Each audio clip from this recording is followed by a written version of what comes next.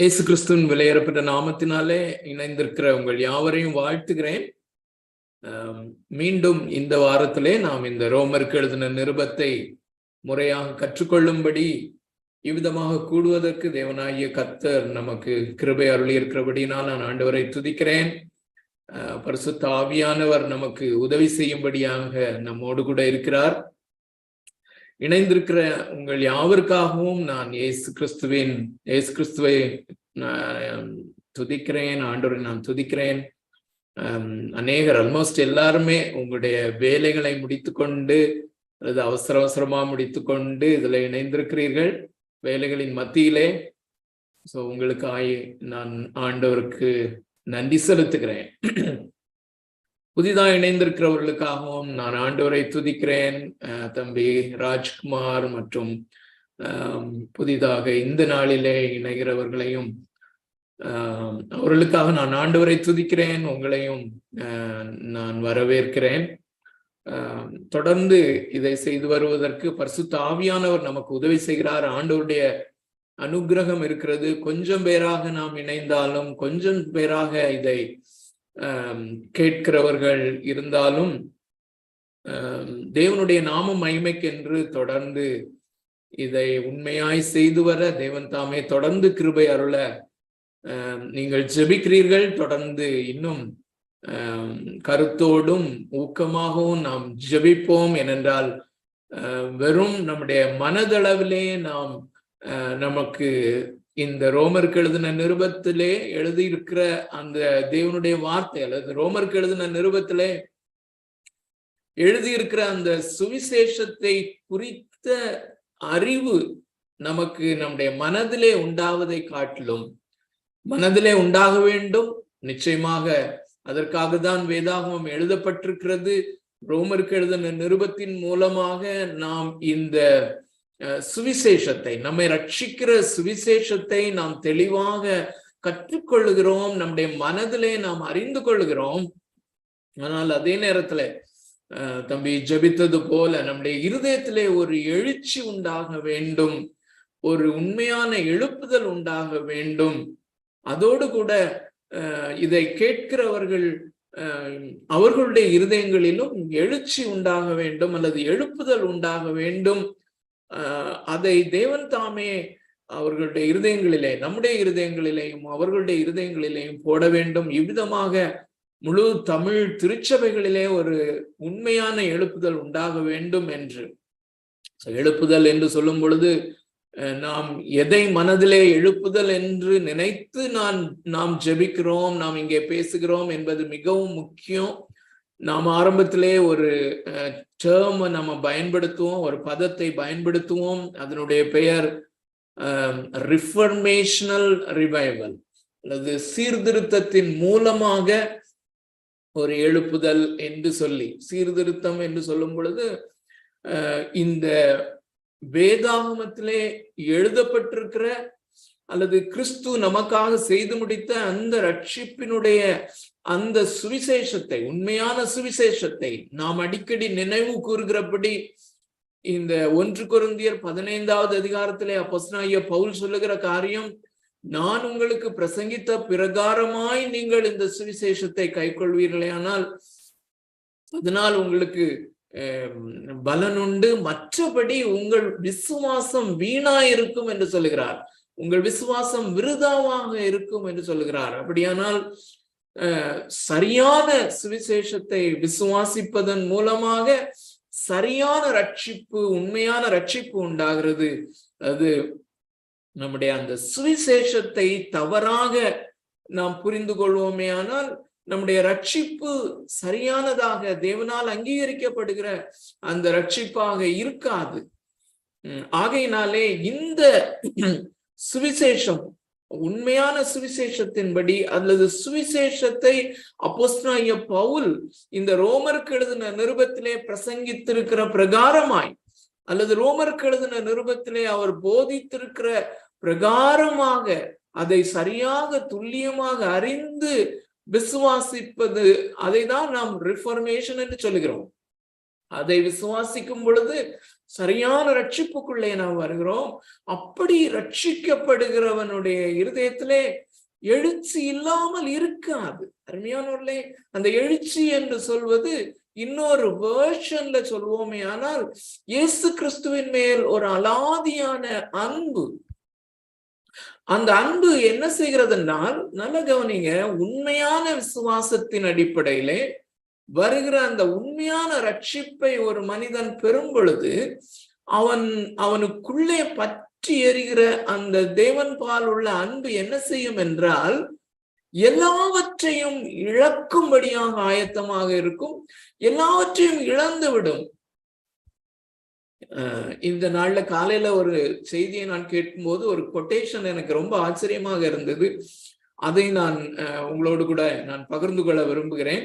அருமையானவர்களே, அந்த London மாநகரத்திலே Henry டன்மேன் என்ற ஒரு தேவ மனுஷன் அங்க உள்ள அந்த லண்டன் கிளப் என்று சொல்லக்கூடிய எலீட் பீப்புள், அல்லது நன்றாக படித்தவர்களும் மிகவும் பணக்காரர்களுமாக கூடியிருக்கக்கூடிய அல்லது அப்படிப்பட்டவர்கள் அங்கத்துவம் வகிக்கிற அந்த லண்டன் கிளப் என்கிற கிளப்ல அவர் பிரசங்கிக்கும்படியாக அவர் அழைக்கப்பட்டார். அப்பொழுது அவர் தன்னுடைய பிரசங்கத்தை எப்படி ஆரம்பித்தார் என்பதை தான் அதிலே நான் கேட்டேன். என்னவென்றால், ladies and gentlemen, the entrance fees into the heaven is nothing. However, the annual subscription is everything. அதாவது அந்த லண்டன் கிளப்ல அவங்களுக்கு என்ட்ரன்ஸ் ஃபீஸ் ஒரு ஹை என்ட்ரன்ஸ் ஃபீஸ்னா அவங்க அதுல ரொம்ப ஃபெமிலியரா இருக்கிறாங்க, அதை குறித்து அதிகமாய் பேசுகிறார்கள். அதுல என்ட்ரன்ஸ் ரொம்ப கஷ்டம், மிகவும் பணம் செலுத்தி அதுல என்ட்ரன்ஸ். அதுக்கு பிறகு அவங்களுக்கு ஒரு ஹை ஆனுவல் சப்ஸ்கிரிப்ஷன் இருக்குது. அதனால அவர் மிக சரியான ஒரு இடத்துல சரியாக அவர் ஆரம்பித்திருக்கிறார். Ladies and gentlemen, the entrance fees to enter into heaven is nothing. அதாவது இந்த பரலோகத்துக்கு என்ட்ரன்ஸ் ஃபீஸ் ஜீரோ, ஒண்ணுமே கிடையாது, ஜீரோ. நானே கடந்த வாரத்துல நம்ம ஒரு இல்லஸ்ட்ரேஷன் பார்த்தது மாதிரி ஜீரோ அக்கௌண்ட் பேலன்ஸ் தான் நமக்கு இருக்குது. நம்ம தேவனிடத்திலே வரும் பொழுது அல்லது தேவனுக்கு முன்பதாக நான் அங்கீகரிக்கப்பட்டவனாக நிற்க வேண்டும் என்று வரும் பொழுது நான் என்ன உணர்ந்து கொள்கிறேன்? என்னிடத்திலே ஒன்றுமே இல்லை, என்னுடைய நீதி ஜீரோ வேல்யூ, அதுக்கு வேல்யூவே கிடையாது என்று சொல்லி வருகிறோம். Entrance fees is zero. ஆனா அதே நேரத்துல the other side of the coin is the subscription. Annual subscription is everything that we have. Isn't it amazing? எல்லாமே, ஒருவன் தனக்குள்ள எல்லாவற்றையும் அவருக்கென்று கொடுக்க ஆயத்தமாக, அதை தானே நாம் சகேயுனுடைய வாழ்க்கையில பார்க்கிறோம். இன்றைக்கு இந்த வீட்டிற்கு ரட்சிப்பு வந்தது என்று சகேயுவை பார்த்து சொல்லுகிறார். அந்த சகேயு இயேசு கிறிஸ்துவை சந்தோஷத்தோடு ஏற்றுக்கொண்டு, சகேயுவே நீ இறங்கி வா, நான் இன்று உன் வீட்டில் தங்க வேண்டும் அப்படின்னு சொன்னோன்னே he received Jesus joyfully. சந்தோஷத்தோடு கூட அவரை ஏற்றுக்கொண்டான் என்று ஆங்கில வேதாகத்துல he received him joyfully. சந்தோஷத்தோடு அவரை ஏற்றுக்கொண்டு அவரை வீட்டிற்கு கூட்டிக் கொண்டு செல்கிறான். சோ அந்த சந்தோஷத்தினாலே, அந்த சந்தோஷம் அவ்வளவு பெரிதாக இருந்தது. நான் கிடைப்பதற்கரிய ஒரு விலையேற பெற்ற பொக்கிஷமாகிய இந்த இயேசுவை அவர் எப்படிப்பட்டவரோ என்று பார்க்கதான் நான் போனேன். அவர் எனக்கே கிடைத்த ஒரு பொக்கிஷமாக மாறிவிட்டார். சோ நான் அவரை விலையேற பெற்ற பொக்கிஷமாக நான் அங்கீகரிக்கிறேன், நான் ஏற்றுக்கொள்ளுகிறேன். அதான் விசுவாசம். அந்த விசுவாசம் வரும் பொழுது என்னுடைய ஆஸ்தியிலே பாதியை நான் ஏழைகளுக்கு கொடுக்கிறேன், மீதி பாதியை வைத்து அந்த யார் யாரிடத்துல எல்லாம் நான் அநியாயமாய் வாங்கி இருக்கிறேனோ அவர்களுக்கு நாலத்தனையாக கொடுக்கிறேன். சோ எனக்கு ஒன்றுமே எனக்கு தேவையில்லை.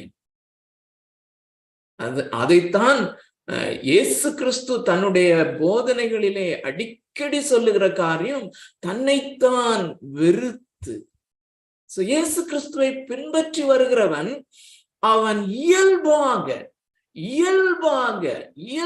இந்த வார்த்தையை நான் அடிக்கடி சொல்லுவேன், இயல்பாக நேச்சுரலாக அவன் தனக்குரிய எல்லாவற்றையும் இழப்பதற்கு ஆயத்தமாக அவன் இழந்து விடுவான். எனக்கு ஒன்றுமே தேவையில்லை என்கிற ஒரு அடிப்படையிலே அவன் தன்னைத்தான் வெறுத்து, தனக்கு உண்டானவைகள் தனக்கு உண்டானவர்கள். நான் அடிக்கடி சொல்லுகிற அந்த ஸ்லோகனை சொல்ல விரும்புகிறேன். எல்லா உறவுகளை காட்டிலும் எல்லா உறவுகளும் எனக்கு பின்னாலதான். என்ன நிலைமையில என்றால் அவர்களை வெறுக்கத்தக்கதான நிலைமையில, வெறுப்பது என்றல்ல, அந்த அளவுக்கு நான் எல்லா உறவுகளை காட்டிலும் எல்லா உடைமைகளை காட்டிலும் நான் அவரை நேசிக்கிறேன். ஆகையினால எல்லாவற்றையும் நான் விட்டு விடுகிறேன் என்கிற காரியம், விட்டுவிட ஆயத்தம் என்பதை காட்டிலும் விட்டு விடுகிறேன் என்கிற ஒரு நிலைமை. சோ அருமையானவர்களே, இதற்கு பெயர்தான் ஃபெய்த். சோ அதை தான் நாம இன்றைக்கு பார்க்க இருக்கிறோம். தொடர்ந்து அதை தான் நாம் பார்த்து கொண்டிருக்கிறோம். விசுவாசம் என்பதற்கு பலவிதமான விளக்கங்கள் அல்லது டெஃபனிஷன்ஸையும் பல எக்ஸாம்பிள்ஸ் மூலமா நம்ம பார்த்து கொண்டிருக்கிறோம். இன்றைக்கு ஒரு சின்ன சாதாரணமான ஒரு டெஃபனிஷன், சாதாரணமான ஒரு சொற்றொடர் தான் மிகவும் முக்கியம் என்று நினைக்கிறேன். விசுவாசம் என்பது ஒரு ரெஸ்பான்ஸ் தான். Faith is the response to the immensely measurable grace. அளவிட முடியாத எல்லையற்ற கிருபை எனக்கு வரும் பொழுது, அந்த எல்லையற்ற அளவிடப்பட முடியாத அந்த கிருபைக்கான ஒரு எதிர்கிரியை, அல்லது என்ன சொல்லும், எதிர்கிரியை என்று சொல்லும் போது தான் தமிழிலே அதற்கு சரியான வார்த்தை இருக்கிறதா என்பது தெரியவில்லை. ஆனா அருமையானவர்களே, இந்த இங்கிலீஷ் வேர்டு எல்லாருக்குமே தெரிந்ததுதான். the right response, appropriate response to the immensely measurable அல்லது immeasurable grace.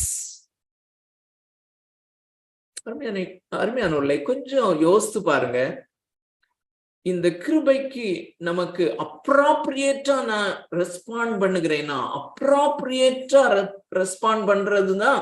அதுக்கு ஒரு நல்ல எக்ஸாம்பிள் இப்போ இன்ட்ரோடக்ஷன்ல நம்ம பார்த்தோம், அந்த சகேயுனுடைய ரெஸ்பான்ஸ்.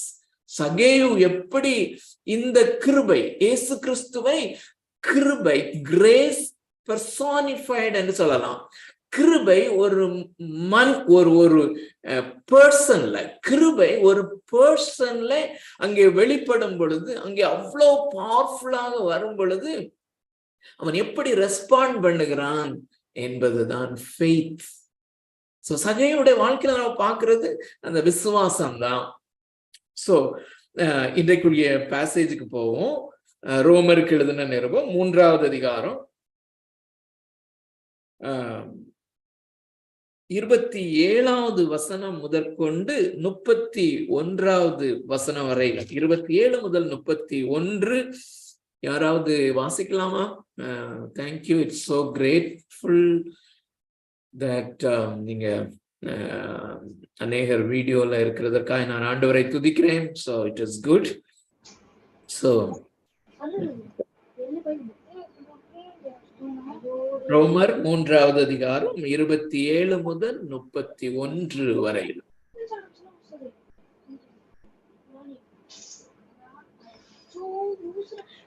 இப்படி இருக்க மேன்மை பாராட்டல் எங்கே? அது நீக்கப்பட்டதே. எந்த பிரமாணத்தினாலே? கிரியா பிரமாணத்தினாலேயா அல்ல விசுவாச பிரமாணத்தினாலேயா? ஆதலால் மனுஷன் நியாய பிரமாணத்தின் கிரியையில் இல்லாமல் விசுவாசத்தினாலே நீதிமானாக்கப்படுகிறான் என்று தீர்க்கிறோம். தேவன் யூதருக்கு மாத்திரமா தேவன்? புறஜாதிகளுக்கும் தேவன் அல்லவா? ஆம், புறஜாதிகளுக்கும் அவர் தேவன்தான். விருத்த சேதனம் உள்ளவர்களை விசுவாசத்தினாலும் விருத்த சேதனம் இல்லாதவர்களை விசுவாசத்தின் மூலமாயும் நீதிமான்களாக்குறது தேவன் ஒருவரே. அப்படியானால் விசுவாசத்தினாலே நியாய பிரமாணத்தை அவமாக்குறோமா? அப்படி அல்ல, நியாய பிரமாணத்தை நிலைநிறுத்துகிறோமே. ஓகே, நாம் நன்றாக அறிந்திருக்கிறோம். இதற்கு முந்தைய வசன பகுதி, அதாவது 21வது வசனம் தொடங்கி 26வது வசனம் வரையிலும் உள்ள அந்த வேத பகுதி தான் கிறிஸ்டியன் காஸ்பல், கிறிஸ்தவ சுவிசேஷம். அதுதான் அங்கே இயேசு கிறிஸ்துவை நாம் எப்படி பார்க்கிறோம் என்றால் ப்ரோபிட்டியேஷன் என்கிற வார்த்தை அல்லது கோப நிவாரண பலியாக நாம் பார்க்கிறோம்.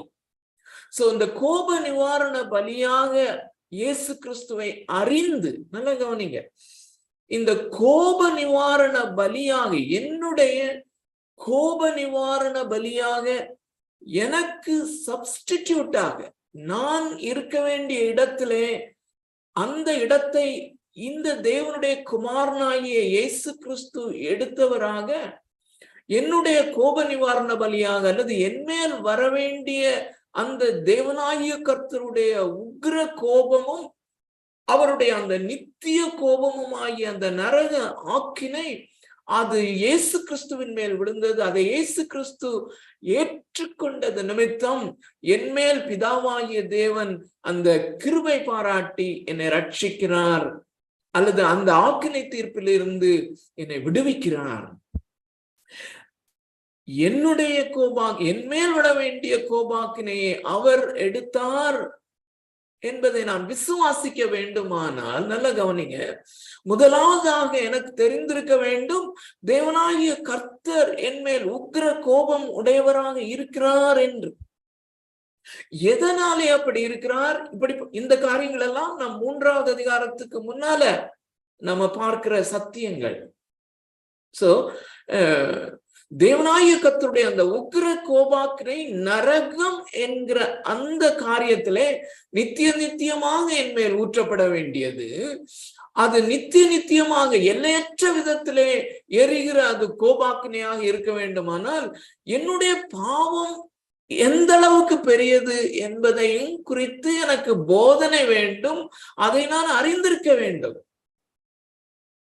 என்னுடைய பாவத்தை குறித்த அந்த சரியான உணர்வு, அது வேதாகமத்தை படிக்கும் போது என்னுடைய விசுவாச கண்கள் திறக்கும் பொழுதுதான் நான் அதை சரியானபடி காண்கிறேன்.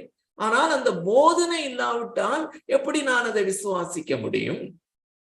சோ இந்த 2 மிக முக்கியமான காரியங்கள், தேவனாகிய கர்த்தருடைய நீதி அல்லது தேவனுடைய பரிசுத்தம், தேவனுடைய நீதி, தேவனுடைய நியாய தீர்ப்பு, தேவனுடைய பரிசுத்தம், தேவனுடைய உண்மை, இவைகளை குறித்த சரியான அறிவும் அந்த அறிவின் அடிப்படையிலான உணர்வும் மிக முக்கியமானது. இது வேண்டும். 2வதாக அதற்கு காரணமாக இருந்த என்னுடைய பாவத்தினுடைய குணாதிசயம் என்ன, தன்மை என்ன? நான் யாருக்கு விரோதமாய் பாவம் செய்கிறேன்? நான் பொதுவாக நாம நினைக்கிறது, அவங்களுக்கு விரோதமா நான் பாவம் செஞ்சுட்டேன், என்னுடைய மனைவிக்கு விரோதமா பாவம் செஞ்சுட்டேன், என்னுடைய கணவனுக்கு விரோதமாய் பாவம் செஞ்சுட்டேன், என்னுடைய பிள்ளைகளுக்கு விரோதமா பாவம் செஞ்சுட்டேன், நான் மற்ற மனுஷர்களுக்கு, என்னுடைய உறவினர்களுக்கு எதிராக நான் பாவம் செய்து விட்டேன், அப்படி நாம நினைக்கிறோம். அது இருக்குது, உண்மைதான். ஆனால் முதலாவது முன்னுரிமை பெறுகிறது என்னவென்றால், the offender due to my sin is God himself. நான் தேவனுக்கு விரோதமாக நான் பாவம் செய்திருக்கிறேன். அதைதான் இந்த ரோமருக்கு எழுதின நிருபம் 3வது அதிகாரத்திலே இந்த சுவிசேஷத்தை அவர் விளக்குவதற்கு முன்பதாக அவர் சொல்லுகிற காரியம். ஏன் சுவிசேஷம் என்று வரும் பொழுது என்னுடைய பாவத்தினுடைய தன்மை, நான் தேவனை அஃபெண்ட் பண்ணினவனாக அல்லது தேவனை நான் தேவனுக்கு விரோதமான காரியங்களை செய்தது நிமித்தமாக அவருக்கு பகையாளியாக, அவருக்கு எதிரியாக எந்த அளவுக்கு எதிரியாக, எந்த அளவுக்கு அவரை நான் ஹர்ட் பண்ணவனாக, எந்த அளவுக்கு நான் அவரை அஃபெண்ட் பண்ணினவனாக நான் நிற்கிறேன் என்பதையும் நான் அறிந்து, என் மனதிலே அறிந்து நான் உணர வேண்டும். அதன் பின்புதான் இந்த 21 26 எனக்கு மீனிங்ஃபுல்லா மாறும். இது அவ்வளவு சேர்ந்ததுதான். இதுதான் சுவிசேஷம். சோ இயேசு கிறிஸ்துவை கோப நிவாரண பலியாக அறிந்து விசுவாசத்தின் கண்கள் திறக்கப்பட்டு அவரை விசுவாசித்தல்.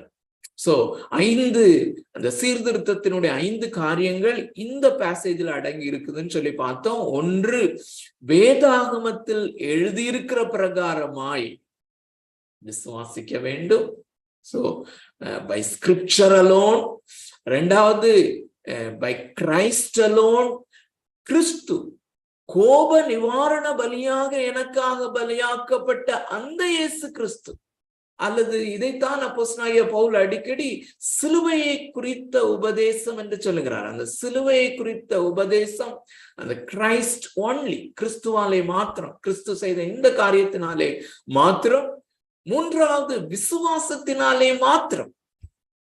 என்னுடைய எந்த கிரியைகளினாலும் அல்ல, என்னுடைய முயற்சிகளினாலே அல்ல, என்னுடைய ஞானஸ்நானத்தினாலே அல்ல, என்னுடைய ராப்போஜனம் நான் ஒழுங்காக எடுக்கிறதுனாலே அல்ல, என்னுடைய சபை அங்கத்துவத்தினாலே அல்ல, அது முழுக்க முழுக்க விசுவாசத்தினாலே. அது மிக முக்கியமான காரியம். 4வது கிருபையினாலே மாத்திரம், கிருபையினாலே மாத்திரம். 5வதாக தேவனுடைய நாமத்திற்கு மகிமையாக மாத்திரம் என்கிற இந்த 5 காரியத்தையும் அந்த 21வது வசனம் தொடங்கி 26வது வசனம் வரையிலும் அதிலே எழுதப்பட்டிருக்கிறதை நாம பார்த்தோம். அதுக்கு பிறகு 27வது வசனம் முதல் 31வது வசனம் வரையிலும் அந்த விசுவாசத்தினாலே நீதிமான் ஆக்கப்படுதல் என்கிற காரியத்தை, அல்லது மனிதன் ரட்சிக்கப்படும்படியாக விசுவாசம் என்கிற மார்க்கத்தை ஏன் வைத்திருக்கிறார் என்று 3 காரணங்களை பார்த்தோம். அதுல முதல் காரணத்தை கொஞ்சம் விஸ்தாரமாக மாத்திரம் பார்க்க முடிந்தது கடந்த வாரத்துல. அதுல ஒரு சில எக்ஸாம்பிள்ஸ் நம்ம பார்த்தோம். அப்போஸ்தலனாகிய பவுல் எப்படி அந்த விசுவாசத்தினாலே அவர்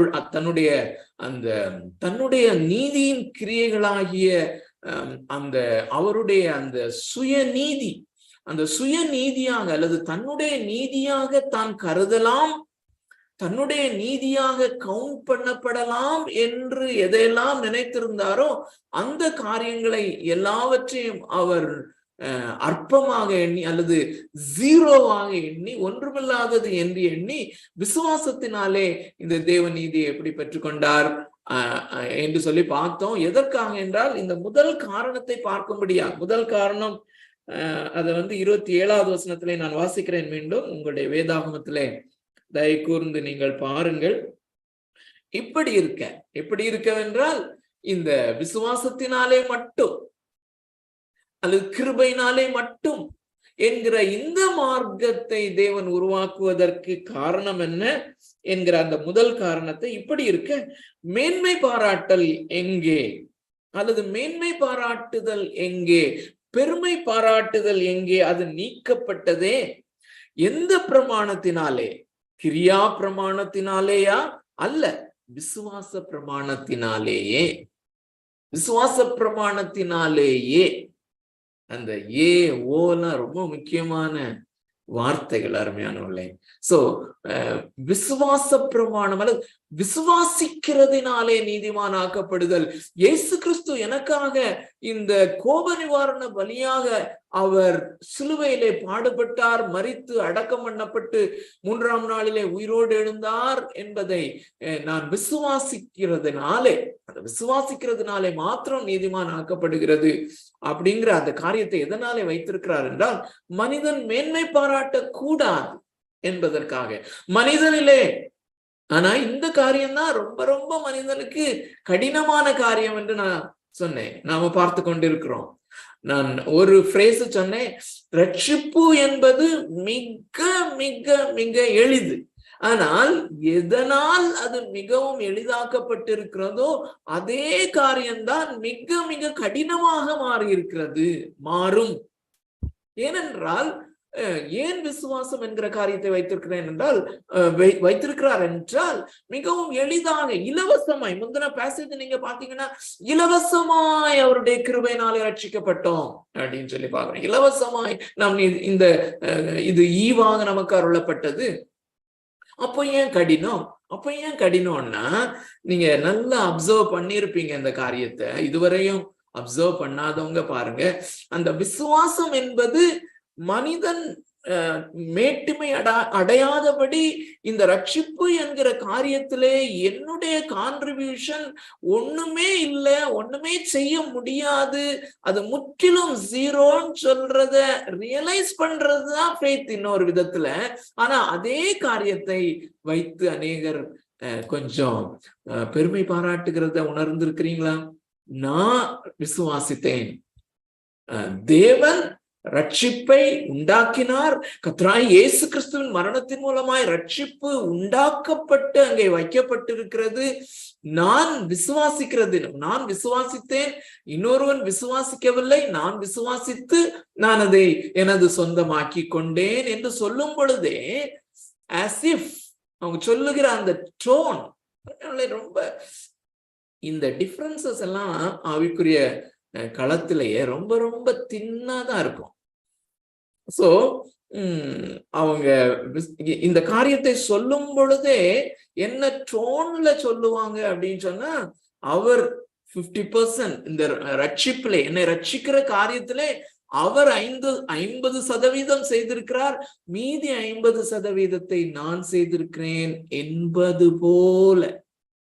அதற்கு ஆனா அருமையான தேவனுடைய பிள்ளைகளை நன்றாய் கவனிங்கள், அதற்கு நேரா ஆப்போசிட்டான காரியம்தான் இந்த விசுவாசம் என்கிற காரியம்.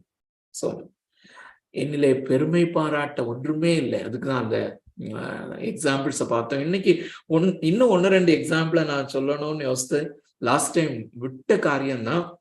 கொஞ்சம் வேகமாக பார்த்துட்டு 3வது குறிப்புக்கு நம்ம போக முயற்சி செய்யலாம். பரிசுத்த ஆவியானவர் தாமே நம்மை வழி நடத்துவாராக. மோசேயினுடைய வாழ்க்கையை கொஞ்சம் பார்ப்போம். யாத்ராகமத்தின் புஸ்தகம் 3வது அதிகாரத்துக்கு நாம திருப்பிக் கொள்ளலாம். யாத்ராகமம் 3வது அதிகாரம். இதுல நாம ரொம்ப டுவெல் பண்ண வேண்டாம், ஜஸ்ட் அதை நாம பார்த்துட்டு நம்ம கடந்து போகலாம். 3வது அதிகாரம் 11வது வசனம். இது என்ன கான்டெக்ஸ்ட் அப்படிங்கிறது நமக்கு தெரியும். மோசேயை இஸ்ரவேல் ஜனங்களை விடுதலை செய்யும்படியாக அவர்களை அழைத்து கொண்டு வரும்படியாக, எகிப்திலிருந்து அவர்களை விடுதலை செய்து கானானுக்கு நேராக அழைத்து செல்லும்படியான அந்த டாஸ்க்குக்காக மோசேயை அனுப்பும்படி தேவன் வரும் பொழுது, அந்த முச்செடியின் காரியத்துக்கு பிறகு இம்மீடியட்டா முச்செடியில அவர் தரிசனமாகி காரியங்களை எல்லாவற்றையும் சொன்ன உடனே முதலாவது அவனுடைய ரெஸ்பான்ஸ் 11வது வசனம். அப்பொழுது மோசே தேவனை நோக்கி, பார்வோனிடத்திற்கு போகவும் இஸ்ரவேல் புத்திரரை எகிப்திலிருந்து அழைத்து வரவும் நான் எம்மாத்திரம் என்றான். அருமையான தேவனுடைய பிள்ளைகளே, ஒருவேளை நம்ம அடுத்த குறிப்புக்கு ப்ராக்ரஸ் ஆகாட்டாலும் பரவாயில்ல, இந்த காரியம் மிக மிக முக்கியமானது என்று நான் கருதுகிறேன். என்றால் இந்த நாட்களிலே இந்த ஆவிக்குரிய வட்டாரத்திலே வேதாகமத்தின் வசனங்களை எடுத்துக்கொண்டு 2 விதமாக அதை இன்டர்பிரட் பண்ணலாம், 2 விதமாக அதை போதிக்கலாம், 2 விதமாக புரிந்து கொள்ளலாம். அந்த 2ம் ரேடிக்கலி ஆப்போசிட்டான காரியங்களாக இருக்கும். ஒன்று தேவனுக்கு பிரியமானதாக இருக்கும், இன்னொன்று தேவனுக்கு பிரியமில்லாததாக இருக்கும். ஏனென்றால் அருமையான தேவனுடைய பிள்ளைகளை, இந்த காரியங்களை நாம் இப்பொழுது வாசித்த இந்த காரியத்தை எடுத்து, இது மோசேக்கு இருக்கக்கூடாத காரியம், இதனால்தான் தேவன் மோசேயின் மேல் கோபம் அடைந்தார் என்று இதை எடுத்துக்கொள்ளலாம். பொதுவாக நீங்கள் பார்ப்பீர்களே, ஆனால் அப்படி எடுத்து பேசுகிறவர்கள் தான் அதிகமாக இருக்கிறார்கள். அது மோட்டிவேஷனல் ஸ்பீச். அந்த தன்னைத்தானே தாழ்வாக எண்ணி தாழ்வு மனப்பான்மையிலே இருக்கிறது. கிறிஸ்தவர்கள் தாழ்வு மனப்பான்மையில இருக்க முடியாது. கிறிஸ்தவ விசுவாசிகள் தங்களை குறித்து தாழ்வு மனப்பான்மையில இருக்கக்கூடாது என்று சொல்வதற்காக இதை லைட்டா அப்படி திருப்பும் போது அதுதான் சொல்லுகிறது. அதைத்தான் இந்த வேதம் போதிக்கிறது போல தோன்றும். ஆனால் அது அல்ல ஆண்டவரே. அருமையான தேவனுடைய பிள்ளைகளை, அது அல்ல.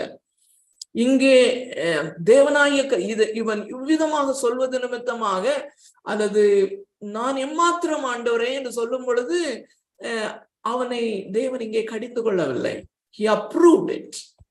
அது உண்மைதான். 40 ஆண்டுகள் இந்த நிலைமையிலே மோசேயை கொண்டு வருவதற்காக தேவன் அவனுடைய வாழ்க்கையிலே 40 ஆண்டுகள் அவனை சிறுமைப்படுத்துகிற ஒரு அனுபவத்தை கட்டளையிட்டார் என்பது நமக்கு தெரியும். அருமையானவர்களே, இந்த 40 ஆண்டுகள் அவன் ஆடுகளை மேய்த்து கொண்டு, அதுவும் தன்னுடைய ஆடுகள் அல்ல, தன்னுடைய மாமனாருடைய ஆடுகளை மேய்த்து கொண்டு, அப்படிப்பட்ட ஒரு சிறுமைப்பட்ட நிலைமையிலே அவன் 80 வயதாகும் போது இனிமே அவ்வளவுதான், எதையுமே அவன் யோசிக்கவில்லை. அவனுடைய எதிர்காலம் என்று எதையுமே அவன் யோசிக்காதபடி எதிர்பார்க்காத நிலைமையில இருக்கிறான். அவனுக்கு தெரிந்தது அவனுடைய மாமனார் வீடு, அவனுடைய ஆடுகள், அந்த வனாந்தரம், இவ்வளவுதான். அப்படி இருக்கும்போது இந்த காரியத்தை சொல்லும் பொழுது நான் நினைக்கிறேன், அல்லது அநேக வேத பண்டிதர்கள் சொல்வதும், இங்கே நான் இந்த வேலைக்கு நான் எம்மாத்திரம் என்று சொல்லும் பொழுது 40 ஆண்டுகளுக்கு முன்பதாக நான் ஒருவேளை என்னை குறித்து கடவுள் இந்த காரியத்தை, என்னை கொண்டு கடவுள் இந்த காரியத்தை செய்ய முடியும், எபிரேயர்களை ஒருவேளை விடுதலை செய்யும் காரியத்தை செய்ய முடியும், எனக்கு நன்றாக எகிப்திய ஞானத்தை அந்த யூனிவர்சிட்டியில நான் படித்திருக்கிறேன், நான் பலசாலி, நான் நன்றாக வளர்க்கப்பட்டிருக்கிறேன் என்று சொல்லி அவன் ஒரு கொலை செய்தான் அல்லவா? அவர்களை அந்த காரியங்கள் எல்லாம் இப்போ அவன் மோஸ்ட் வாண்டட் கிரிமினலா தான் அவன் இந்த மீதியான் தேசத்துக்கு ஓடி வந்தான்னு நமக்கு தெரியும். Most wanted criminal. அவனை பிடித்து கொலை செய்யும்படியாக பார்வோன் எத்தனித்துக் கொண்டிருந்தான் என்பது நமக்கு தெரியும். ஒரு கிரிமினல். சோ இந்த காரியங்கள், நான் பாவியான மனிதன் என்பது நிச்சயமாக அவன் இருந்திருக்க கூடும். அதுக்கு பிறகு தன்னை ஆண்டவர் வெளிப்படுத்தி அநேக காரியங்களை அநேக விதங்களிலே மிகவும் ஆச்சரியமாய் தேவன் தன்னை வெளிப்படுத்தி கடைசியில 4வது அதிகாரத்துல வரும்போது 11வது வசனத்துல திரும்பியும் அவன் சொல்லுகிற காரியம், அப்பொழுது கர்த்தர், 11வது வசனம், அப்பொழுது கர்த்தர், அதுக்கு முன்னாடி 10வது வசனம், அப்பொழுது மோசே கர்த்தரை நோக்கி, ஆண்டவரே, இதற்கு முன்னாவது தேவரீர் உமது அடியானோடு பேசினதற்கு பின்னாவது நான் வாக்கு வல்லவன் அல்ல, நான் திக்குவாயும் மந்த நாவும் உள்ளவன் என்றான். அருமையானவர்களே, தன்னுடைய பாவ நிலையை உணர்வதும் தன்னுடைய சரீர பிரகாரமான இயலாமையை எண்ணுவதும் எல்லாம் ஒன்றோடு ஒன்று பிணைந்து இருக்கிறத நம்ம பார்க்க முடியும். சோ இங்கேயும் ஆண்டவர் உடனடியாக அதுல கோபப்படாததை தான் நாம பாக்குறோம். 11வது வசனத்துல, அப்பொழுது கர்த்தர் அவனை நோக்கி, மனுஷனுக்கு வாயை உண்டாக்கினவர் யார்? ஊமையனையும் செவிடனையும் பார்வையுள்ளவனையும் குருடனையும் உண்டாக்கினவர் யார்? கர்த்தராகிய நான் அல்லவா என்று அவனை டிஸ்அப்ரூவ் பண்ணல. நீ அவனை அவனுக்கு ஒரு மோட்டிவேஷனலா நீ அப்படி சொல்லாத மோசே, நீ நல்லா பேசுவ அப்படின்லாம் சொல்லல. இன்றைக்கு மோட்டிவேஷனல் ப்ரீச்சர்ஸ்னா அப்படி சொல்லியிருப்பாங்க இல்ல, நானா கூட சொல்லியிருப்பாங்க, இல்ல பரவாயில்லன்னு சொல்லல, நீ அப்படிதான் இருக்கிற. ஆனா அப்படி இருக்கும்படியா இவனுடைய வாயை திக்கு வாயாகவும் மந்த நாவாகவும் உண்டாக்கினது அல்லது ஆக்கினது நான் தான் அப்படின்னு சொல்றாரு. அதுக்கு பிறகுதான் அவர் கோபப்படுறத பாக்குறோம். பாருங்க, இதுலயும் இம்மீடியட்டா சொல்லும் பொழுது 12வது வசனத்துல, ஆதலால் நீ போ, நான் தானே உன்னை அப்படி உண்டாக்கி இருக்கிறேன், நான் அல்லவா குருடனையும் செவிடனையும் ஊமையும் உண்டாக்குகிறவன், உனக்கு திக்குவாயும் மந்தனாவையும் உள்ளவனாக நான் வைத்திருக்கிறேன், நான் உன்னோட இருக்கிறேன், ஆகையால் நீ போ, நான் உன் வாயோட இருப்பேன். சோ இங்க இவன் மோசேயினுடைய ஃபெயிலியர் தன்னை சரியாக பார்க்காதது அல்ல, தன்னுடைய எல்லா ஏரியாஸ்லயும் தேவன் போதுமானவர் என்று his failure to look entirely on God. அதுதான். சோ மற்ற எல்லா பகுதிகளிலும் ஓகே, ஆனா என்னுடைய சரீர பலவீனங்களுக்காக நான் அவரை சார்ந்து கொள்ள வேண்டும். அருமையானவர்களே, என்னுடைய காட்ஸ் பிரின்சிபிள், தேவனாய கர்த்தர் செயல்படுகிற அந்த கொள்கை எதன் அடிப்படையிலே செயல்படுகிறவர் என்றால், நம்முடைய சரீர பிரகாரமான பலவீனங்களையும் இயலாமைகளையும் நோய்களையும் ஒருவேளை அங்கவீனமான காரியங்களையும் மாற்றி பயன்படுத்துகிறவர் அல்ல, அவைகளை வைத்து கொண்டே அவைகளின் ஊடே அவர் தன்னுடைய பலனை அவர் வெளிப்படுத்துகிறவர். அருமையானவர்களே, இங்க மிக முக்கியமா நாம் அப்சர்வ் பண்ண வேண்டிய காரியம், தன்னுடைய அந்த பாவ நிலைமை சரீர பிரகாரமாகவும் இயலாமையை குறித்த சரியான உணர்வு அவனுக்கு இருந்ததை நாம பார்க்கிறோம். அது ரொம்ப முக்கியமான காரியம். அடுத்தது தாவீதினுடைய வாழ்க்கையில இருந்த ஒரு காரியத்தை பார்க்கலாம். சங்கீதங்களின் புஸ்தகம் 51வது அதிகாரம். தாவீதினுடைய வாழ்க்கையிலே அதை 2 பகுதியாக நாம பிரிச்சோம்னா, ஒரு பகுதியை நாம் எப்படி சொல்லலாம், தாவீது மிகவும் டவுனாக இருந்த வேளை, அல்லது பத்ஷேபாளோடு பாவம் செய்து அதை குறித்து உணர்த்தப்பட்ட போது தன்னையே நொந்து கொண்டவனாக சீ என்று உணர்ந்து அந்த டவுன் அப்படின்னு சொல்லுவாங்கல்ல, டவுன் இன் த ஸ்பிரிட், ஆவியிலே தொய்ந்து போயிருக்கிற அந்த நேரத்திலே தேவனிடத்திலே மன்னிப்புக்காக கெஞ்சுகிற அந்த வேளையிலே அவன் சொல்லுகிற காரியத்தை 51வது அதிகாரத்தினுடைய 5வது வசனத்தையும் 17வது வசனத்தையும் வாசிக்கிறேன். தயவுசெய்து உங்களுடைய வேதாகமத்திலே நீங்கள் பாருங்கள். இதோ நான் துர்க்குணத்தில் உருவானேன், என் தாய் என்னை பாவத்தில் கர்ப்பம் தரித்தாள். இதோ நான் துர்க்குணத்திலே நான் உருவானவன், என் தாய் என்னை பாவத்திலே நான் கர்ப்பம் தரித்தாள், என்னை பாவத்திலே கர்ப்பம் தரித்தாள், நான் பாவியான மனுஷன். இதை நீங்க அப்போஸ்தலனாகிய பவுல் சொல்லுகிறதோட ஒப்பிடலாம். நிர்பந்தமான மனுஷன் நான், நிர்பந்தமான மனுஷன் நான், யார் என்னை இந்த மரண சரீரத்திலிருந்து விடுவிக்க கூடும்? அந்த ஒரு ஸ்பிரிட்ல அவன் வரும்போது 17வது வசனத்திலே சொல்லுகிறான், தேவனுக்கு ஏற்கும் பலிகள் நொறுங்குண்ட ஆவிதான். தேவனே, நொறுங்குண்டதும் நறுங்குண்டதுமான இருதயத்தை நீர் புறக்கணீர். நிச்சயமாகவே அவன் நொறுங்குண்ட இருதயத்தோடு நறுங்குண்ட ஆவியோடு கூட அவன் இருக்கிறத நாம தெளிவாக இங்கே பார்க்க முடியும். Faith, விசுவாசம் என்பது right response to who God is. இங்க மற்ற வசனங்களை நாம பார்க்கும்போது தெரியும், தேவன் நீதிபரர் என்று விளங்கும்படியாய், உம்முடைய உண்மை விளங்கும்படி என்றெல்லாம் நாம பார்க்கும்போது அதன் முன்னால உமக்கு முன்பதாக, ஆண்டவரே உமக்கு முன்பதாக நான் எப்பேற்பட்ட பாவி என்பதை குறித்த சரிவான தெளிவை அவனிடத்துல பார்க்கிறோம். அருமையானவர்களே, இப்படிப்பட்ட காலகட்டங்களிலே தன்னுடைய இயலாத நிலைமையை, தன்னுடைய அகோரத்தன்மையை, தன்னுடைய பாவத்தினுடைய அகோரத்தன்மையை, தன்னுடைய பாவத்தினால் உண்டான அந்த அவலத்தன்மையை உணர்ந்து கொள்வது கொஞ்சம் எளிதுதான். ஆனா ஹை ஸ்பிரிட்ல இருக்கும்போது, ஒரு உன்னதமான காரியத்தினுடைய வாழ்க்கை நடக்கும் போது எப்படி இருக்குதுன்னு சொல்லி கொஞ்சம் வேகமா 1 நாளாகமத்துக்கு திருப்பலாம். 1 நாளாகமம், நேராக பின்னால வருவோம். 1 நாளாகமம் 17வது அதிகாரம். 1 நாளாகமம் 17வது அதிகாரம்.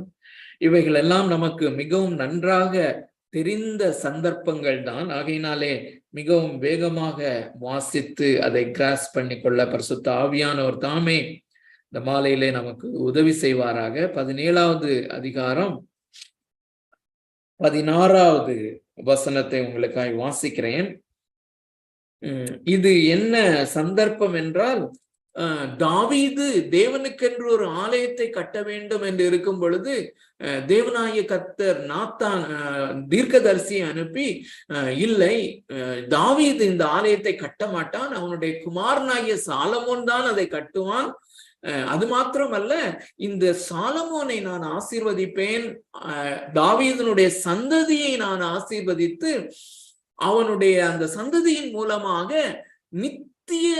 நித்தியமாய் அவனுடைய சந்ததியிலே ராஜாசனத்திலே அல்லது சிங்காசனத்திலே வீற்றிருக்கும் ஒரு ராஜாவை அவனுக்கு அருளி செய்வேன். அவனுடைய சந்ததியிலே தான் அந்த நித்திய ராஜாவாகிய இயேசு கிறிஸ்து அல்லது மேசியா வருவார் என்பதை சூசகமாக சொல்லுகிற அந்த வாக்குத்தத்தத்தின் உடன்படிக்கையை சொல்லுகிறான்.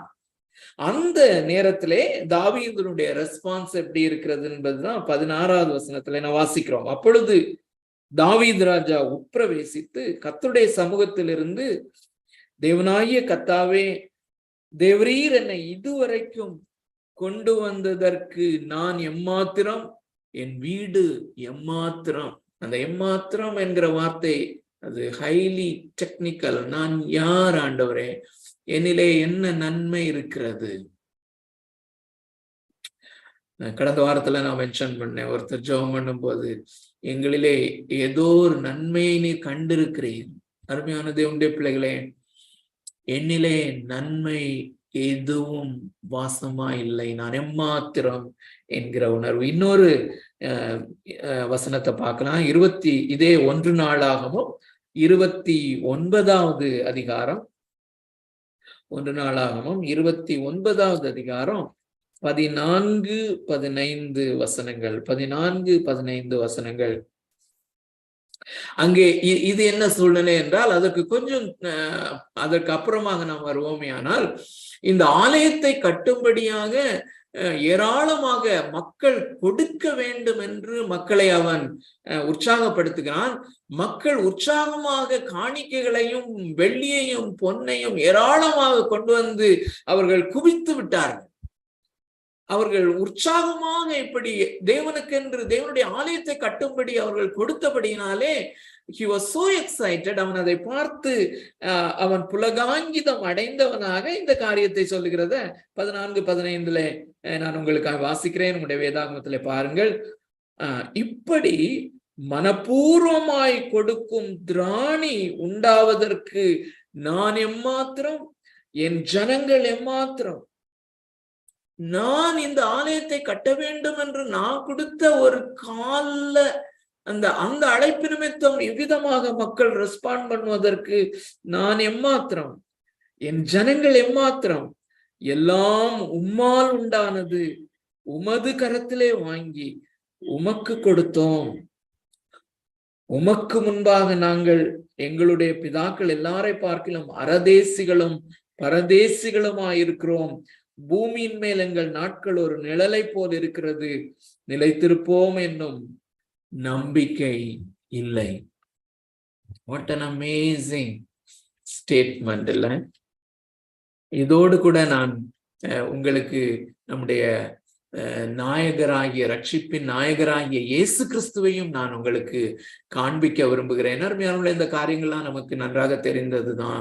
ஆனாலும் இதை இந்த பெர்ஸ்பெக்டிவ்ல நம்ம பார்ப்பது மிகவும் அவசியம். அருமையான தேவனுடைய பிள்ளைகளே, இந்த உலகத்திலே ஸ்திரீனிடத்திலே பிறந்த ஏதாகிலும் ஒரு மனுஷன் தன்னை தாழ்த்த வேண்டிய அவசியமில்லை, தன்னை வெறுமையாக்க வேண்டிய அவசியமில்லை என்று இருக்குமானால் அது கர்த்தராகிய இயேசு கிறிஸ்து என்பது நமக்கு தெரியும். அந்த பிலிப்பியருக்கு எழுதின நிருபம் 2வது அதிகாரம், அந்த வசனம் நமக்கு நன்றாக தெரிந்ததுதான். ஆனாலும் இந்த கோணத்திலே நாம பார்க்க வேண்டியது மிகவும் அவசியம். பிலிப்பியருக்கு எழுதின நிருபம் 2வது அதிகாரம் 6 முதல் 8 வசனங்களை உங்களுக்காக வாசிக்கிறேன். தயவு செய்து உங்களுடைய வேதாகமத்திலே பாருங்கள். அவர் தேவனுடைய ரூபமாயிருந்தும், அதாவது தேவனாகவே இருந்தார், தேவனுடைய ரூபமாயிருந்தும் தேவனுக்கு சமமாயிருப்பதை, he was co equal, co equal அப்படின்னு சொல்லி ஆங்கிலத்துல ஒரு டெக்னிக்கல் வேர்டு போல சொல்வார்கள். he was co-equal. தேவன் தான், யெகோவா தான் தேவனுக்கு சமமாக இருப்பதை, அண்ட சராசரங்களையும் படைத்து அண்ட சராசரங்களில் உள்ள எல்லா அந்த நட்சத்திரங்கள், துகள்கள், அவைகளில் உள்ள ஆட்டம்ஸ், மாலிக்யூல் முதற்கொண்டு தனது வார்த்தையின் வல்லமையினாலே தாங்குகிற எல்லாவற்றுக்கும் மேலாக இருக்கிற அந்த பொசிஷனை அவர் கிராப் பண்ணி வைக்கிற ஒரு காரியமாக எண்ணாமல், அதுதான் அதுக்கு அர்த்தம். இதை நான் பிடித்து கொள்ள வேண்டும், இந்த பொசிஷனை நான் விடக்கூடாது என்று அவர் அதை விளையாடின பொருளாக எண்ணாமல், அதுதான் அர்த்தம். அதை கிராப் பண்ணுகிற அந்த ஆட்டிடியூட் இல்லாதபடி கொள்ளையாடின பொருளாக எண்ணாமல் தம்மை தாமே வெறுமையாக்கி, he emptied himself. தம்மை தாமே வெறுமையாக்கி, ஜீரோ பேலன்ஸ் சொல்லி நம்ம கடந்த வாரத்துல பேசணும்ல, அந்த நிலைமைக்கு அருமையானவர்களே, அவர் மனிதனாக வருவதே அது மிகவும் குறைவான ஒரு காரியம். அதுலயும் ஒரு வெறுமையாக்கப்பட்டவராக, அடுத்த வசனம் தொடர்ந்து வாசிக்கிறேன். அவர் மனுஷ ரூபமாய் காணப்பட்டு மரண பரியந்தம், அதாவது சிலுவையின் மரண பரியந்தமும் கீழ்ப்படிந்தவராகி தம்மை தாமே தாழ்த்தினார். To that extend. கடந்த வாரத்துல இந்த இயேசு கிறிஸ்துவனுடைய அந்த காரியங்களை நான் மெடிடேட் பண்ணிட்டு இருக்கும்போது இன்னொரு வசனம் என்னை வெகுவாய் கவர்ந்தது. அதையும் நான் இணைத்து நான் உங்களுக்கு சொல்ல விரும்புகிறேன். யோவான் எழுதின சுவிசேஷம் 5வது அதிகாரம் 30வது வசனம். யோவான் 5:30. இயேசு, திரும்பியும் அதை ஞாபகம் வைத்துக் கொள்வோம், இந்த கோ ஈக்குவல் டு காட் அல்லது காட் ஹிம்செல்ஃப் அவர் சொல்லுகிற அந்த காரியம், இப்படிப்பட்ட அந்த ஸ்டேட்மெண்ட் ஏராளமாக யோவான் எழுதின சுவிசேஷத்துல நம்ம பார்க்க முடியும். ஆனாலும் குறிப்பா ஒன்றை நம்ம வாசிக்கலாம்.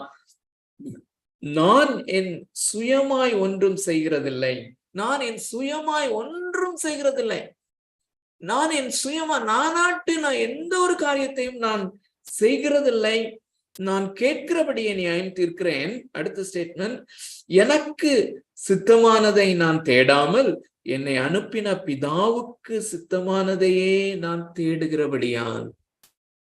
அருமையானவர்களே, அந்த ஜீரோ பேலன்ஸ் அப்படிங்கிற அந்த நிலைமைக்கு வந்த ஒருவன், அவனுக்கு அந்த விசுவாசம் அங்கேதான் ஆரம்பிக்கிறது. அருமையானவர்களே, இயேசு கிறிஸ்து சரீரத்தில் வாழ்ந்த போதும் விசுவாசத்தின் அடிப்படையில் வாழ்ந்தார் என்பதை நாம் ஆழமாக மனதிலே பதித்துக் கொள்வோம். அவர் கிருபையினால் நிறைந்தவராக இருந்தார், கிருபையினாலும் சத்தியத்தினாலும் நிறைந்தவராக இருந்தார். That was needed for him. Amazing statement. அருமையானவர்களே, அவருக்கு முழுமையாய் கிருபை தேவைப்பட்டது. அவர் முழுமையாய் கிருபையினால் நிறைந்து காரியங்களை செய்ததற்கு காரணம் அவருக்கு முழுமையான விசுவாசம் இருந்தது.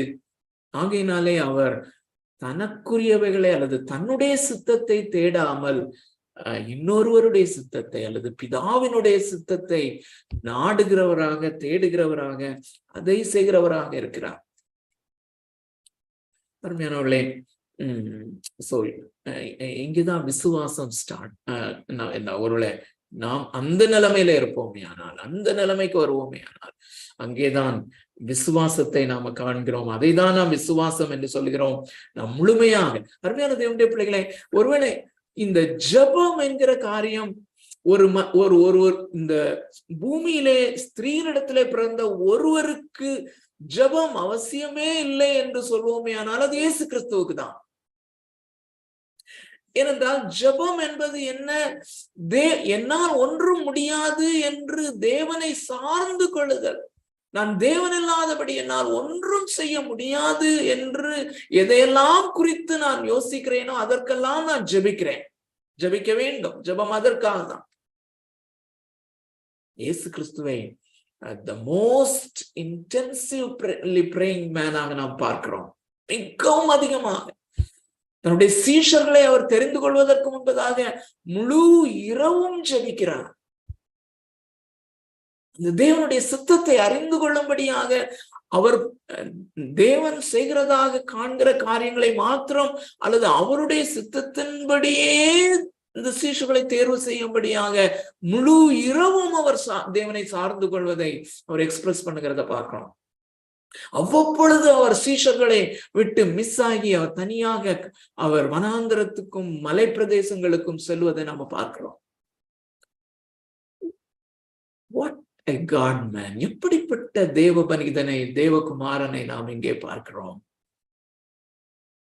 He could have அவர் இண்டிபெண்டா காரியங்களை செய்ய துவக்கி இருக்கலாம். அது அவருக்கு சோதனைக்கு உட்படுகிறதாக தான் இருக்கும். அந்த சோதனையை அவர் மேற்கொண்டவராக, எல்லா காரியத்திற்கும் அவர் பிதாவை சார்ந்து இருக்கிறவராக இருக்கிறத நாம பார்க்கிறோம். இப்ப ரோமருக்கு எழுதின நிருபம் 3வது அதிகாரம் 27 முதல் 31 வருவோம்.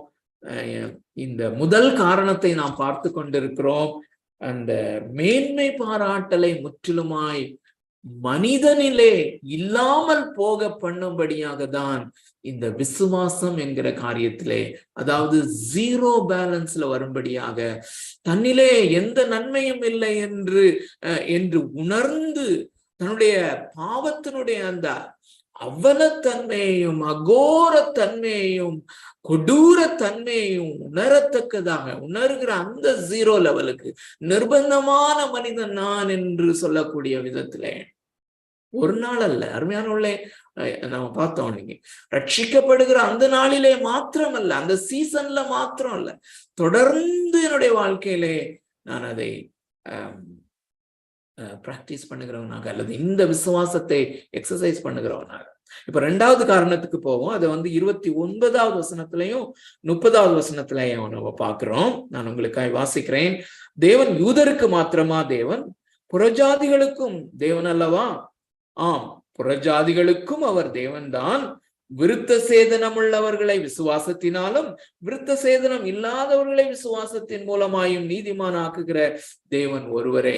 நம்ம பார்த்தோம், இந்த ரோமருக்கு எழுதின நிருபம் 1வது அதிகாரம் 1வது அதிகாரத்திலே மிக குறிப்பாக அப்போஸ்தலனாகிய பவுல் புறஜாதியாரை பாவிகள் என்று தீர்த்து அதை நிரூபணம் செய்து அவர் பேசிக்கொண்டே வரும்போது, யூதன் கைகொட்டி சிரிக்கிறது போல அல்லது அதை கைகொட்டி அதை அப்ரூவ் பண்ணுவது போல ஒரு பிக்சரை நம்ம பார்த்தோம். ஆம், அப்போஸ்தலனாகிய பவுலே, நீர் சொல்வது சரிதான், புறஜாதிகள் இப்படிப்பட்ட பாவத்திலே தான் இருக்கிறார்கள். ஆனால் நாங்கள் அப்படி அல்ல. யூதர்களாகிய நாங்கள் தேவனுடைய பிள்ளைகள், தேவனால் தெரிந்தெடுக்கப்பட்டவர்கள், நாங்கள் நியாயப்பிரமாணத்தை பெற்றவர்கள், நாங்கள் நிச்சயமாக பரலோகத்திற்கு உரியவர்கள் என்று பெருமை பாராட்டி கொண்டிருக்கிறவர்களை அவர் அட்ரஸ் பண்ணி, நீங்களும் அதே விதமாக பாவிகள் தான் என்று நிரூபணம் செய்ததை நாம ரொம்ப தெளிவாக கற்றுக்கொண்டோம். இப்போ யூதர்கள் புறஜாதியார் என்று இருதரத்தாரையும் பாவத்திற்கு கீழாக்கினவர், ஒரே நிலைமையிலே 0 பாயிண்ட்ல கொண்டு வந்து நிறுத்தினவர். இது நியாயப்பிரமாணம் இல்லாதபடி தேவனால் அருளப்படுகிற அந்த தேவ நீதியை தான் நீ பெற்றுக்கொள்ள வேண்டும். அப்படி பெற்றுக்கொள்ள வேண்டுமானால் 2 பேரும் விசுவாசத்தினாலே தான் பெற்றுக்கொள்ள முடியும். 2 பேரும் இந்த 0 லெவலுக்கு வரணும் அப்படிங்கறது தான் சொல்லுகிறத நம்ம பார்க்கிறோம். இது நடைமுறைப்படுத்தப்படுகிற ஒரே ஒரு வசனத்தை நம்ம வாசிக்கலாம். அப்போஸ்தல நடபடிகள் இது எப்படி சரித்திரத்திலே உண்மையாக்கப்பட்டது என்று இந்த சரித்திரத்தின் இந்த இன்சிடென்ட்ல நம்ம வாசிக்க முடியும். நம்ம வாசித்திருக்கிற ஒரு வசனம் தான் அப்போஸ்தல நடபடிகள் 15வது அதிகாரம். அங்கே அப்போஸ்தலனாகிய பேதுரு தன் மூலமாக அந்த கொர்நேலியு வீட்டுல நடந்த அந்த சம்பவத்தின் மூலமாக புறஜாதியாரை தேவன் சந்தித்த அந்த விதத்தை அப்போஸ்தலனாகிய பேதுரு எடுத்து சொல்லுகிற அந்த காரியத்தை தான் இந்த வசனத்திலே வாசிக்கிறோம். 9வது வசனம், 15வது அதிகாரம் 9வது வசனம் உங்களுக்காக வாசிக்கிறேன். விசுவாசத்தினாலே அவர்கள் இருதயங்களை, அதாவது புறஜாதியாருடைய இருதயங்களை, அல்லது கொர்நேலியுடைய வீட்டில கூடியிருந்த அந்த மக்களை, அவர்களுடைய இருதயங்களை அவர் சுத்தமாக்கி நமக்கும் அவர்களுக்கும் யாதொரு வித்தியாசமும் இராதபடி செய்தார். What an amazing God. இந்த ரட்சிப்பினுடைய டிசைன், தேவனாகிய கர்த்தர் இந்த ரட்சிப்பை உலக தோற்றத்திற்கு முன்பதாகவே டிசைன் பண்ணி அதை அவர் நிறைவேற்றுகிற அந்த காரியத்தை தான் அங்கமாக வர்ணித்து அப்போஸ்தலனாகிய பவுல் ரோமருக்கு எழுதின 1வது அதிகாரத்திலிருந்து எழுதி கொண்டு வந்தவர் 11வது அதிகாரத்திலே அதை முடிக்கும் பொழுது தேவனுடைய ஐஸ்வர்யம், ஞானம், அறிவு என்பவைகளின் ஆழம் எவ்வளவா இருக்கிறது, அது அளவிடப்பட முடியாதது என்று சொல்லுகிறார். இதுல கூட அவருடைய ஞானத்தை நாம பார்க்கிறோம் அல்லவா? மனிதர்கள் என்று பிறக்கும் போது அவர்கள் எல்லாருக்கும் இருக்கிற அந்த ஜெனரலான ப்ராப்ளம், அந்த பெருமை என்கிற காரியம், அதுதான் அடிப்படையில ரூட்டாக இருக்கிறது. அந்த காரியம் நிச்சயமாக டெல்ட் பண்ணப்பட வேண்டும் என்று சொல்லிதான் தேவனாகிய கர்த்தர் இப்படி டிசைன் பண்ணி இருக்கிறார். அப்படின்னா அந்த விசுவாசத்தினுடைய புரிந்து கொள்ளுதல் உங்களுக்கு நம்ம எல்லாருக்கும் இன்க்ரீஸ் ஆயிட்டு வரோம்னு சொல்லி நினைக்கிறேன். வேற ஒன்றும் இல்லை, 0 லெவலுக்கு அப்படியே அதை ரிசீவ் பண்ணுகிறது, அதை பெற்றுக்கொள்ளுதல், நடுக்கத்தோடு இயேசு கிறிஸ்துவனிடத்திலே அல்லது தேவனிடத்திலே பெற்றுக்கொள்ளுதல். with thankful heart, trembling hands, நடுக்கத்தோடு உள்ள கரங்களோடு, உடைந்த உள்ளத்தோடு கூட, நன்றியறிதலான இருதயத்தோடு கூட அதை ரிசீவ் பண்றதுதான், அல்லது அப்ராப்ரியேட் ரெஸ்பான்ஸ் அப்படி நம்ம ஆரம்பிச்சோம்ல. இந்த கிருபைதான் நம்மை ரட்சிக்கிறது. அது கரைபுரண்டு வருகிற ஒரு ரிசர்வாயர்ல இருந்து கரைபுரண்டு வருகிற ஒரு வெள்ளம் போல இந்த கிருபை வரும் பொழுது என்னுடைய இதயத்தின் கதவை திறந்து கொடுத்தல் அல்லது அதை ஏற்றுக்கொள்ளுதல். Lord, I receive the grace. வேற ஒண்ணுமே செய்ய முடியாது. இந்த 31வது வசனம் 3வது காரணத்தை வாசித்து கொஞ்சம் டச் பண்ணி நான் முடிக்க விரும்புகிறேன் என்றால் நேரம் கடந்து செல்கிறது. ரோமர் 3வது அதிகாரம் 31வது வசனத்திலே அந்த 3வது காரணத்தை பார்க்கிறோம். அப்படியானால் விசுவாசத்தினாலே நியாயப்பிரமாணத்தை அவமாக்குகிறோமா? அப்படி அல்ல. ஏராளமான கேள்விகளை நம்ம பார்த்து கொண்டே இருக்கிறோம். அப்படி அல்ல, நியாயப்பிரமாணத்தை நிலைநிறுத்துகிறோமே.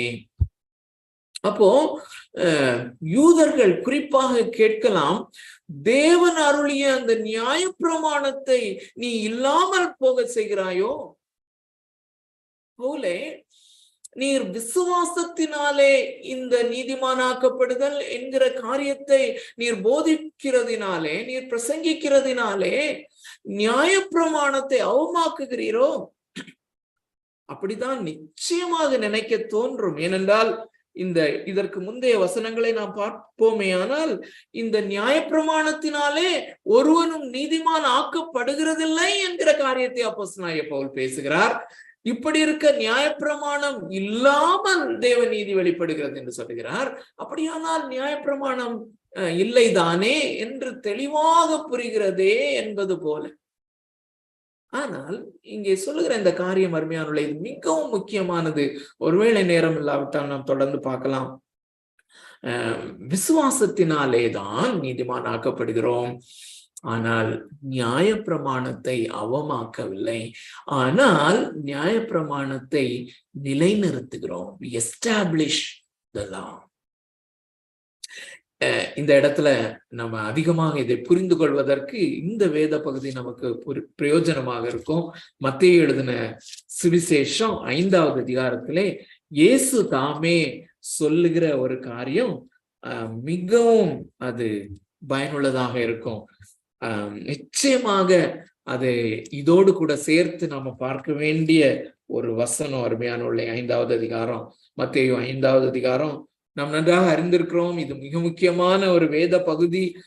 5, 6, 7 இந்த 3 அதிகாரங்களும் செர்மன் ஆன் த மவுண்ட், மலை பிரசங்கம் என்று அறியப்படுகிற அந்த பிரபலமான ஒரு வேத பகுதி. மிக மிக அமேசிங்கான ஒரு வேத பகுதி. அந்த வேத பகுதியிலே இயேசு கிறிஸ்து சொல்லுகிற அந்த காரியம் 18, 19 வசனங்களை நான் உங்களுக்காக வாசிக்கிறேன். இயேசு சொல்லுகிறார், 17ல இருந்து வாசிக்கலாம். 17 நியாயப்பிரமாணத்தை ஆனாலும் தீர்க்க தரிசனங்களை ஆனாலும் அழிக்கிறதற்கு வந்தேன் என்று எண்ணிக்கொள்ளாதேங்கள், அழிக்கிறதற்கு அல்ல நிறைவேற்றுகிறதற்கே வந்தேன். அழிக்கிறதற்கல்ல நிறைவேற்றுகிறதற்கே வந்தேன்.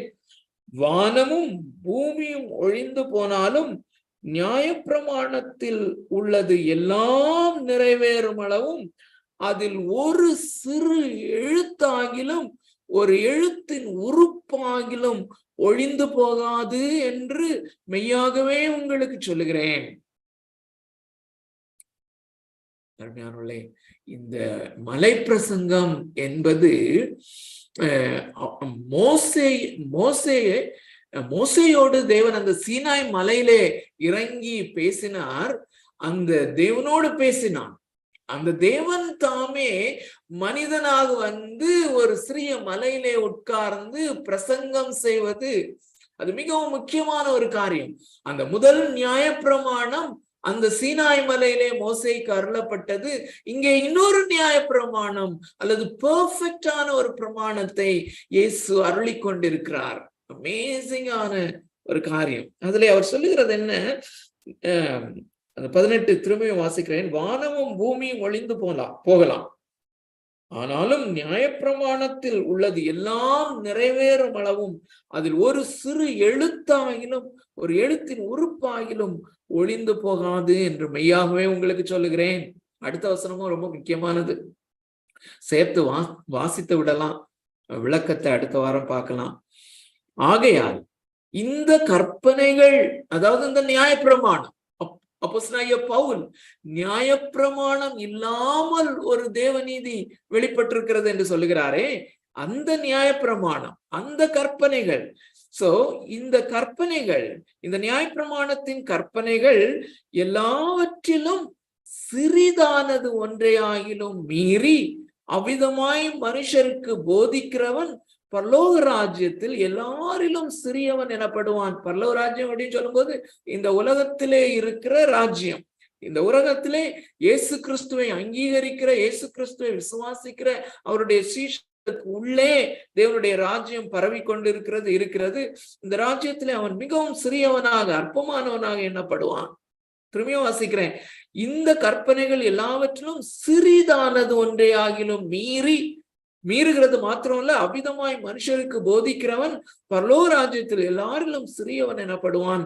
இவைகளை கைக்கொண்டு, இந்த நியாயப்பிரமாணத்தை கைக்கொண்டு போதிக்கிறவனோ பரலோக ராஜ்யத்தில் பெரியவன் எனப்படுவான். அடுத்த வசனமும் ரொம்ப முக்கியம். வேதபாரகர் பரிசேயர் என்பவர்களுடைய நீதியிலும் உங்கள் நீதி அதிகமாயிராவிட்டால். அருமையானவர்களே, வேதபாரகர் பரிசேயர், அப்போஸ்தலனாகிய பவுல் சொல்லுகிற காரியத்தை நாம பிலிப்பியர்கள் நிருபத்துல வாசித்தோம். நியாயப்பிரமாணத்தின்படி நான் குற்றம் சாட்டப்படாதவன். ஆல்மோஸ்ட் இந்த பரிசேயர்கள் நியாயப்பிரமாணத்தின்படி குற்றம் சாட்டப்படாதவர்கள். ஆனால் இயேசு இங்கே சொல்லுகிறார், அவர்களுடைய நீதியை காட்டிலும் உங்களுடைய நீதி அதிகமாயிராவிட்டால் பரலோக ராஜ்யத்துக்கு போக முடியாதுன்னு சொல்றார். ஒரு பசிலோட முடிக்க விரும்புகிறேன். அருமையானவர்களே, இந்த பரலோக ராஜ்யத்துக்கு போகிற காரியம், நியாயப்பிரமாணம் என்கிற காரியத்தை இங்கே இயேசு இலகுவாக்குகிறது போல நமக்கு தெரியவில்லை, கடினமாக்குகிறார். அப்போ அதுவும் விசுவாசத்தினாலே நீதிமான் ஆக்கப்படுதல் அல்லது விசுவாசத்தினாலே நியாயப்பிரமாணத்தை நிலைநிறுத்துகிறோம் என்பதற்கும் என்ன சம்பந்தம் இருக்கிறது? கர்த்தருக்கு சித்தமானால் நாம தொடர்ந்து அடுத்த வாரத்துல நம்ம பார்க்கலாம். கர்த்தர் தாமே இந்த வசனங்களை நமக்கு ஆசீர்வதித்து தருவாராக. தேவன் தாமே இந்த விசுவாசத்தின் மூலமாக நாம் பெற்றிருக்கிற இந்த ரட்சிப்பை, அல்லது விசுவாசத்தினாலே நீதிமான்கள் என்று தேவன் அந்த நன்மை என்று எதுவும் இல்லாமல் அவரிடத்துல வந்த நம்மை நீதிமான் என்று பெர்ஃபெக்ட் ரைச்சியஸ் என்று நம்மை டிக்ளேர் பண்ணின அந்த காரியத்துக்காக இருதயத்தின் ஆழத்திலிருந்து அவருக்கு நன்றி செலுத்தி தொடர்ந்து அந்த விசுவாசமாகிய அந்த 0 பாயிண்ட்ல நிற்கத்தக்கதாக, நிற்பது நிமித்தமாக அந்த நீதியை நிறைவேற்ற, நீதிமானாக்கப்படுதல் என்கிற காரியத்திலே நாம் நிலைத்திருக்க தேவன் நமக்கு அருள் தரும்படி ஜபித்து நாம முடிக்கலாம். யாராவது ஒருத்தர் நம்ம ஜபிக்கலாம், அதுக்கு பிறகு நம்ம டிஸ்கஷன்